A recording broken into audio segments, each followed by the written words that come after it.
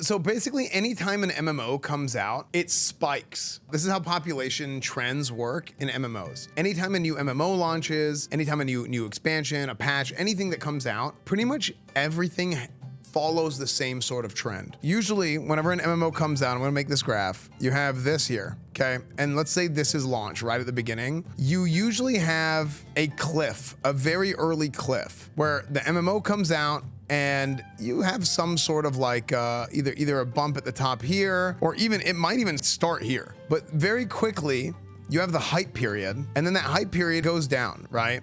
And then it'll level off at a certain point. Now, the goal, this is very different than how MMOs were like 25 years ago. In the mid 2000s, early 2000s, very different than how MMOs were then, because it was a growing genre. And because it was a growing genre, you would keep having it grow, right? You saw this a lot with the original World of Warcraft population chart, which you guys have seen before. Nowadays, what you'll see something more like you have this big bump and then it'll level out and it'll go down. Now, what you want to accomplish as a dev, as a studio, whatever, if you guys are making an MMO, you have a couple goals. Your goals are, in this beginning period, you want to maximize growth. Hopefully, like during the hype period, more people are playing, right? So that gives you a bigger cliff to fall off of, more room to work with. And then the next thing you want to do, here, I'm going to make that red instead. This is very important because you want to really push this up as high as you can, right, whenever it launches. The next thing that you want to have is you have kind of this middle area where, yeah, you are going to have a fall off. It is going to go down. Like that is a natural, that is just part of it. And in this second period, you want to have this be as straight of a line as possible. In an ideal world,